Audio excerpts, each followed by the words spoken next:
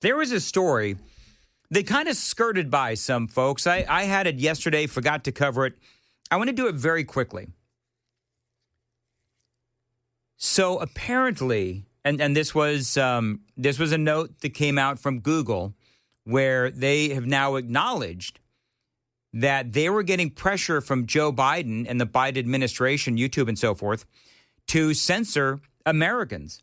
And so now you've got a lot of people. Now, some of this stuff is like, well, we already knew that we were being censored. I think part of this conversation, though, is just how much censoring was done. So there's a video. I've got it here. This is former YouTube CEO Susan Wojcicki, where she is admitting that YouTube, they removed over 1 million. Let that sink in. And I hate that term. 1 million COVID videos while coordinating directly with Joe Biden and Anthony Fauci. Remember what I said? Was that earlier today or yesterday about Anthony Fauci and the pardon? And is it still good? Listen to this. When it comes to vaccines, vaccine hesitancy, videos that cause a public health risk, where do you want to see YouTube do better? Well, first of all, we've taken responsibility very seriously. It's been one of my top priorities, and with regard to COVID and with regard to vaccines, that has been a top priority for us. And we have a number of different ways that we address that. So first of all, we want to make sure that if there's information that violates our policies, we came up with 10 different policies around COVID. Then if that's a violation of policies, then that's something that we'll remove. We removed over 1 million videos associated with COVID. Wow. Have you talked to the Biden administration at all about vaccine hesitancy or vaccine misinformation? Well, we did an event actually with the Biden administration, including President Biden himself, with a number of creators, Fauci as well. I wonder if there's anything that you see in, the way that anti-vaxxers behave on the platform, if there are any data or insights there that could be helpful to people understanding where they're coming from. Here, you know what? Here's the thing. I love that last question because basically, and number one, they use that term anti-vaxxers. Now, that term really angers me because what that does is that paints people who are vaccine hesitant as crazy people. When I hear the term, and by the way, I've used it in the past before I was red-pilled. Anti-vaxxers are people that have done an extensive amount of research and don't deserve the slang nasty term of anti-vaxxer. They don't. And so when you talk about why it is that people are vaccine hesitant in America today, and one of the things that I've noticed, there's all these stories out there that talk about how fewer, and the media will cover it like it's a big emergency. But they'll talk about how fewer and fewer children are being vaccinated these days. And I understand there is concern. I'm not really going there right now. But what I would say is you only have yourselves to blame. That's the point. You only have yourselves to blame. Because you are the ones that shut people down in this wide-ranging censorship from the federal government during COVID. You're the ones that did that. So I always love when they're like, and Joan, you're kind of crunchy, right? A little crunchy. So when you hear the media talk about and their hand wringing and, they're so worried about, well, fewer and fewer kids are being, vaccinated against this, that, or the other, and it's been going down since COVID, my response is always the same thing. You have yourselves to blame because of all of that censorship. That's what they did. So they only have themselves to blame. And did you know 1 million videos? YouTube pulled down 1 million videos courtesy of Joe Biden and Anthony Fauci? That's a lot. Oh, that is from the story from just a couple of days where we find out just how much censorship there was. And the crazy thing is a lot of those people that had those videos pulled down, they were right. That's the other part of it. I would be really interested to know how many of those videos were actually correct. Because remember, we all got crucified when, we were talking about how the lockdowns were going to have a longer and farther reaching effect and impact on children than COVID would, because it impacted everything in the world of these kids. And so experts were saying this is going to be disastrous for an entire generation. And if you put out a video and you said as such, or the video said something along those lines, Fauci and Biden would pull it down. CBS did I remember this like it was yesterday. CBS did an entire report on this. And they were one of the first ones to say, there's another side of this argument. Why exactly is it that we're locking down kids? And it had a major impact. So when I saw that story and I hear you've got over 1 million videos that were pulled down, how many of those videos were spot on? I'd be willing to bet a lot of them. Now, will anything happen to Joe Biden? Will anything happen to Dr. Anthony Fauci? I don't believe that anything will happen. But when you start talking about the distrust of the federal government, when you start talking about the distrust of, the FDA and all these other agencies, the NIH and so forth, vaccine hesitancy is at an all-time high. Well, no crap, Sherlocks. You're the ones that did it. You can sit here and try and blame Donald Trump all you want, but the reality is that you broke our trust. And there are a lot of people that didn't trust them to begin with, but I think there's a lot of new people that were not on the vaccine hesitancy road until we started finding out the massive amount of censorship that was going on. It is interesting, too, because of all people, Hillary Clinton is now out there talking about misinformation. She's out there in front of the Clinton Global Initiative signs. And in light of what we just talked about, where there is massive censorship from the federal government during COVID, and how a lot of people who were correct in what they were saying about the lockdowns and the impacts of the vaccine on kids and so forth, Hillary Clinton is out there. You know what she's talking about? Hillary is talking about, as she is discussing democracy, she starts yammering on about misinformation. I kid you not. Fighting for truth and combating misinformation and disinformation, promoting shared prosperity, and investing in women and marginalized groups. First, truth. Our information ecosystem is broken. Wow. So here's Hillary Clinton, who it was her who, remember when all those women were talking about how they had affairs with Bill Clinton? Remember that whole thing? Mm-hmm. And she said it was all a vast right-wing conspiracy. Wasn't that misinformation that was being spewed by Hillary Clinton? Pretty much got its legs right there, didn't it? Sure did. Mm-hmm. All nothing but a vast right-wing conspiracy. I wish somebody would stand up at some of these things and say, okay, well, what about when you said that it was a vast right-wing conspiracy when all those women were having affairs with your husband? Did you have a problem with misinformation then when you were out there screaming that it was misinformation? That what is it, bimbo? Bimbo eruption. Bimbo eruption. Bill Clinton kind of silent on all that, too. AI and social media are supercharging lies. Autocrats attack academia and the media. Autocrat. Are they talking about, is that Donald Trump? Are they trying to say that he's an autocrat?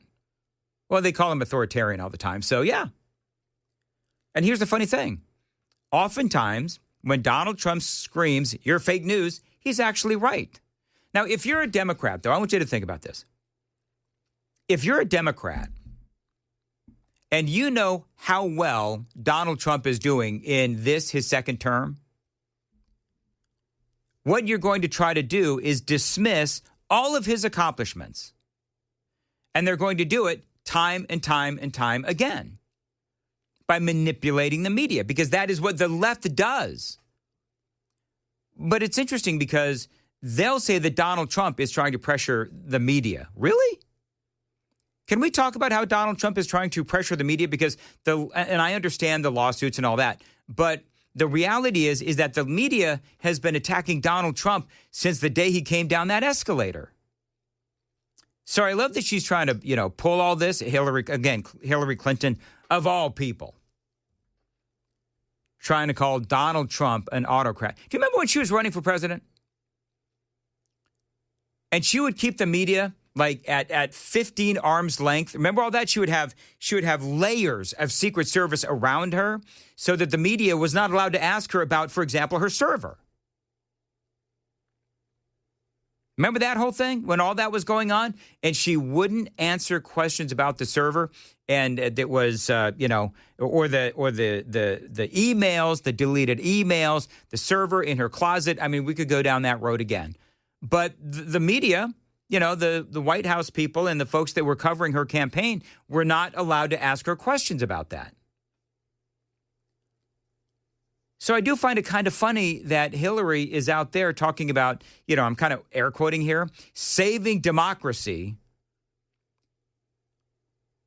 by having a free press when she and her husband, very guilty, and Barack Obama, spying on reporters, all of them very guilty of attacks on the media, of attacks on the press. In my opinion, Donald Trump has been, and I think y'all would agree with me, Donald Trump has by far been the president or the candidate that was most unfairly attacked by the media. I think that's fair. Would you say that's fair, Joan? Donald Trump is the most unfairly attacked president or presidential candidate, most unfairly attacked by the media ever. I think that's true. Hillary will sit around because she likes to play the victim. She'll sit around and say it was her. Clearly, though, it was not. Leaving people vulnerable to manipulation and deeper polarization. Many CGI community members are working to address this. It's kind of funny, too. I don't want to hear any more of Hillary Clinton. You're welcome. But it's interesting she's talking about a deeper divide and deeper polarization, right? You just heard that? It's interesting because she's decrying the polarization of where we are in America today, the deep divide and the polarization that we have here in America, as she's calling Donald Trump authoritarian, right? Or an autocrat. So the party that is perpetually calling, Trump and his supporters Nazis and all that stuff, they decry the divide and the polarization here in America when we here in America, conservatives, all we want to do is have a fair conversation. Like Charlie Kirk. That's all Charlie Kirk wanted to do was have a conversation. Hey, we've got Joe on the super text line. You know what Joe says? What's he saying? Let me guess. He said, Nashville's morning news is the greatest show in the history of radio. Amen. Number one in America. And it's really it's appointment listening every day. It's like the cat's meow. That's what he said. Exactly the opposite. Oh, no. Actually, Joe. I don't know. Does he listen? Because I felt like that was pretty authentic, what I said. Joe, I don't know how he feels about your humble host, but Joe says that Joan sounds just about like the cutest thing alive. I love that. Fake news. Hi, Joe. Thank you. Joan's been on fire this morning. Has anybody else noticed that? I walked in and I was like, I like Punchy Joan. It's like a weird blend of regular Joan and Philly Joan. It's Punchy Joan. She's been, it was so on fire, there was smoke coming out of that newsroom. She dropped a well-timed cul-de-sac reference. She besmirched our lazy governor. I was yelling in my car. Just a little, I'm throwing down 50-minute monologues, and she slams it down to like 2 or 3 words, and she just hits it out of the park. Oh my goodness. I talk about, I don't know if you heard it on the way in. I'm going on and on about Hillary Clinton and about how she is out there castigating, misinformation and all of that kind of stuff. And of course, she also is the one that paid for the dirty dossier. Yep. and coordinated with the FBI. The whole thing. She said that Americans should be criminally charged for misinformation. Remember that? Well, then she's an American. She should be criminally charged. Lock her up. Lock her up. Yeah. Let's bring that chant back. Can we bring it back? Hey, I think we just did. Joan? Yes, sir. We are in the presence of greatness. Oh, jeez, get I out of know, here. right? I watched. I'm trying. I don't know if it's in Chris's contract yet. Am I allowed to look at you in the eyes, Chris? That's actually a no-go. Is that a no-go? That's a no-go. You know better than that. What about green M&Ms? Yes, only green. Okay. Only green. Only Yeah, green. I don't need that red dye 40. Oh, I see. Chris is going to be on Newsmax tonight. Really? Yeah, I'm going to be on American Agenda this afternoon. Who's What the time? host? I'm not sure. You don't know who the host is? No.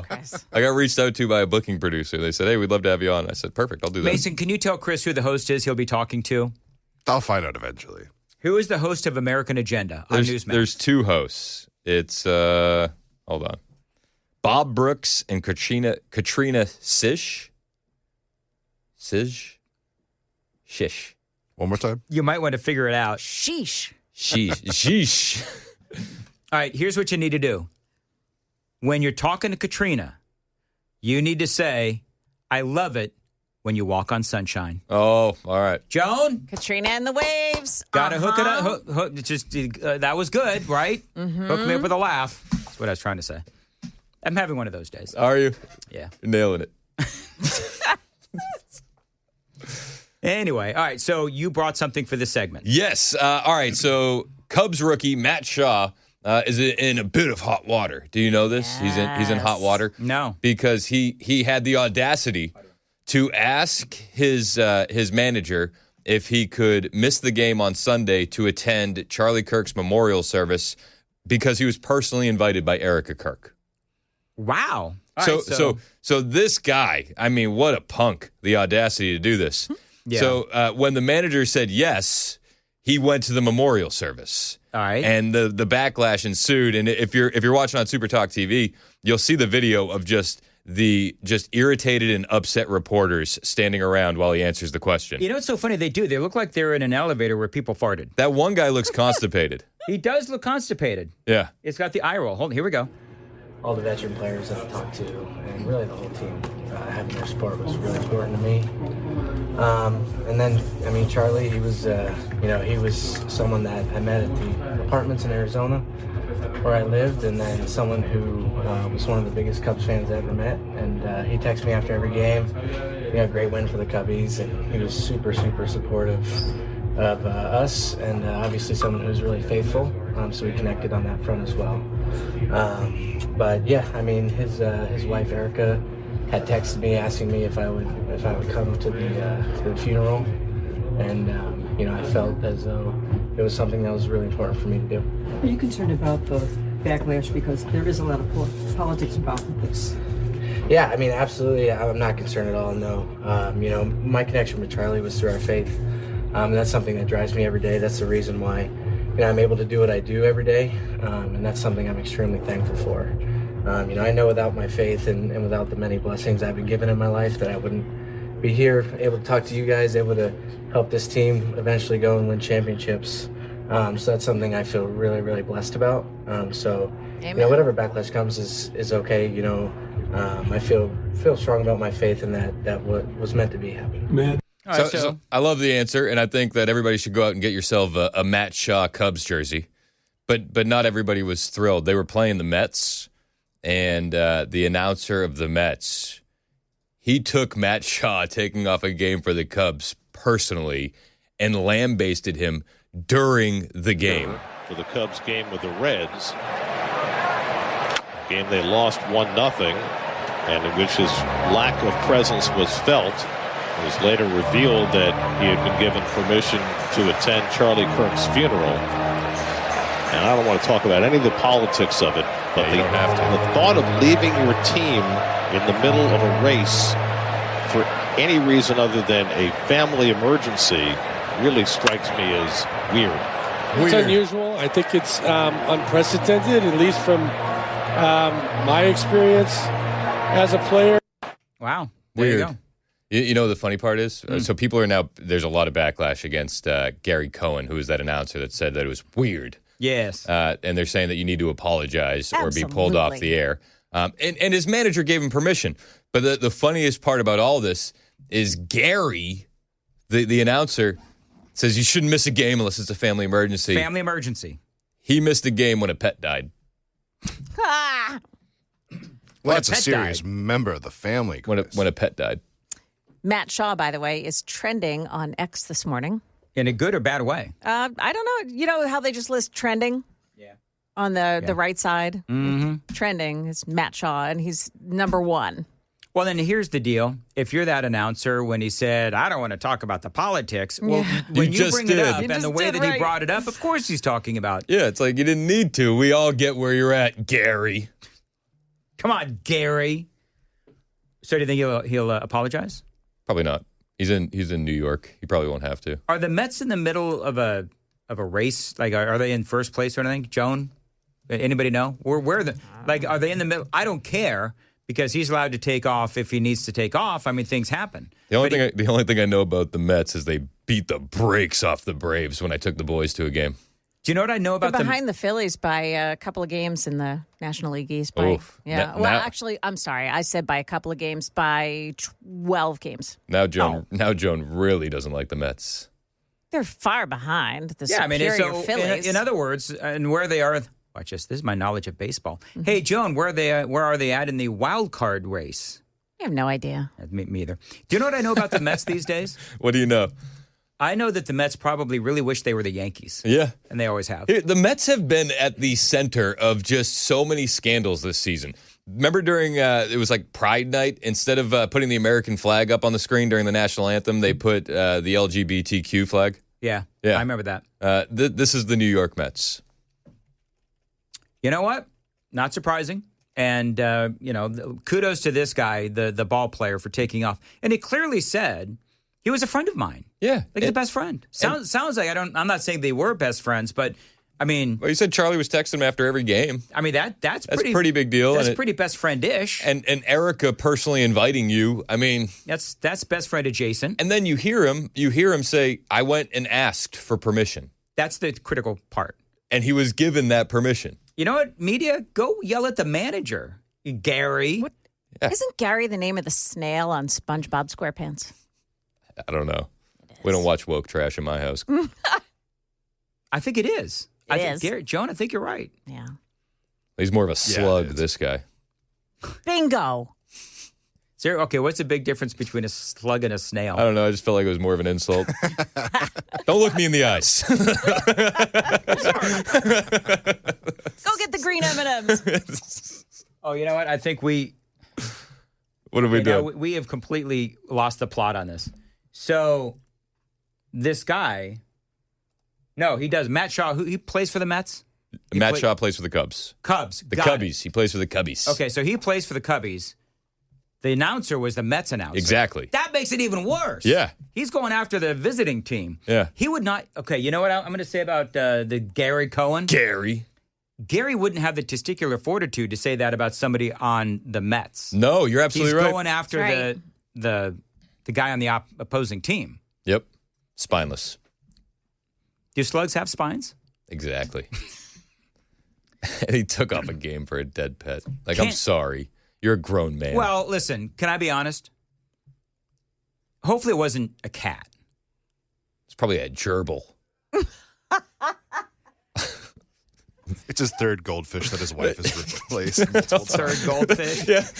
It was the only one he knew about. Usually the wife does the swap while he's at the game. They're 12 fish in. Flush and swap. Yeah. Everybody knows the flush and swap. Yeah. Done that a few times. Oh, no, that fish isn't dead. He's sleeping. He'll be back at it. He'll be back at it tomorrow. Do you know what my mom did to me one time? What'd you do? We were moving. Oh, my goodness. This has jilted a memory out of my head. So we were moving from California to Colorado when I was like 10, and I had a goldfish. Okay. We were driving from California to Colorado. My mom didn't want to me to carry the goldfish from in the back seat of the car, she thought that I would spill it. You know what she did? Did she? She flushed it. She flushed it.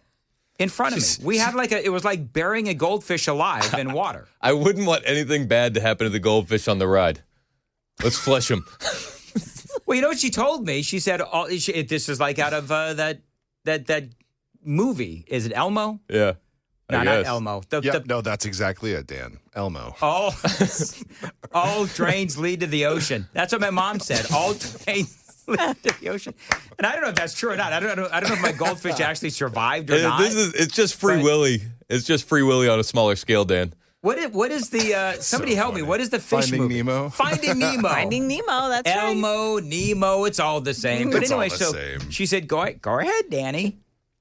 I love your mom. But send him to the ocean, Dan. Go ahead, Danny. Go ahead and pour him into the toilet."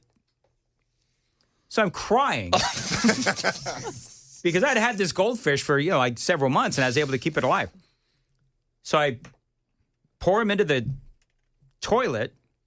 Now, Danny, go ahead and flush. Oh no, she wouldn't even do the deed herself. She had to make you do it. She made me do it. Yeah. She's probably drunk. Anyway, so Dan. she was an alcoholic. Okay. She was an alcoholic. Okay. Whatever. Okay. Anyway, So I had to flush. I had to flush the. Did she allow you to miss a day of school after all that trauma? No, she didn't. Yep, exactly. You were still better than Gary from the Mets.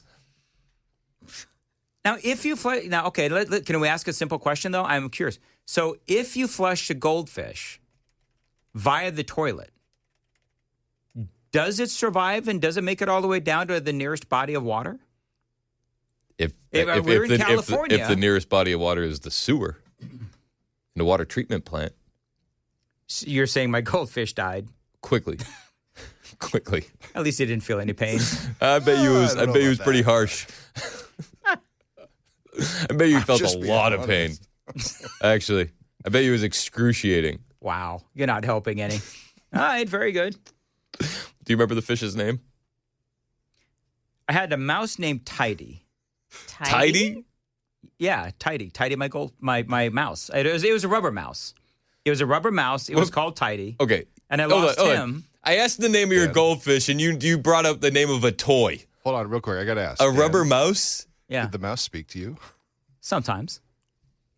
Good things or bad things? I didn't have any friends. The rubber mouse is telling Dan to light fires. The mouse was the only thing that would come play with me, so I don't know what else to tell you. The saddest story. Oh, my gosh, Dan. I think I named my goldfish Goldie because I was very unimaginative as a kid. I know that's shocking. That's close to Gary. So, bye, Goldie. Flushed him. Do yourself a favor and just avoid the text line for the remainder of the day. Yeah. Oh, is it pretty bad? People are threatening to call PETA on you. Every show is a Dan therapy session. That's good. I've learned a lot about Dan this morning. Finding Elmo, Oscar flushed him. Anyway, whatever. So yeah, no, I loved Goldie. You know, I have not had a goldfish ever since. We should turn the tide. You should go out today. The tide. And you. Oh no! You caught that? You should go out today, and you should reclaim your childhood, and get that goldfish. If there's anybody that deserves it, it's you. The one that comes in the plastic bag full of water. Yep. Yeah. I'm going to say something horrible, and I know what I'm going to say is horrible. Perfect. I still got some of my mom's ashes. I should flush her down the toilet. Oh no, Dan! Dan. Okay, Dan. Oh my goodness. Hit the dump button. Do we have enough time? To save Dan's career? No, we've already moved too far. Oh no, Dan! Hashtag trendsetter, baby. Oh. Just so we're clear, my mom would laugh at that joke. Okay. She would. Okay. Woo! I loved my mother. It's just a joke. She was a queen of bad humor. Okay. That's where I get it from. You're getting well Dan'd left and right. Oh, yeah. Oh, yeah. Whew. That's so good. Let's just play Gary again, I guess. If you're going off of trends of the kid flushing him down, would you make Riker flush your mom? Sorry, too far? I was scarred at that age, kid. You're going to get scarred, too. This is how we become a man. Rite of passage. Joan, please say something. The latest information we have for you coming up in the news about that ICE facility shooter in Dallas and why you may have to find yourself a new coffee shop. Those stories and more at 9 o'clock on Super Talk 99.7 WTN. Gary. 8802 just texted in and said, Dan's a mother flusher. We haven't gotten a visit from management yet. Not yet. There's still a couple of minutes. Still a couple of minutes. I feel like that should go in a promo. I don't think that should go in a promo. I'm already having comment regret. Oh, dude, I thought that was awesome. Anyway, what is coming up after the news at 9 with Chris Hand? Well, we're going to talk about the ICE facility shooting, the reaction from the media. MSNBC kept saying, well, we can't place any ideology on this. Oh, okay. Over and over and over again throughout the day. Yep. J.D. Vance unleashed at an event, and he went even harder on X. We'll bring you all of that. Plus, we'll talk about Tylenol and liberal women, baby. Tylenol and liberal women? Yes. Why liberal? Because it's crazy. Have you seen what's going on Twitter? No.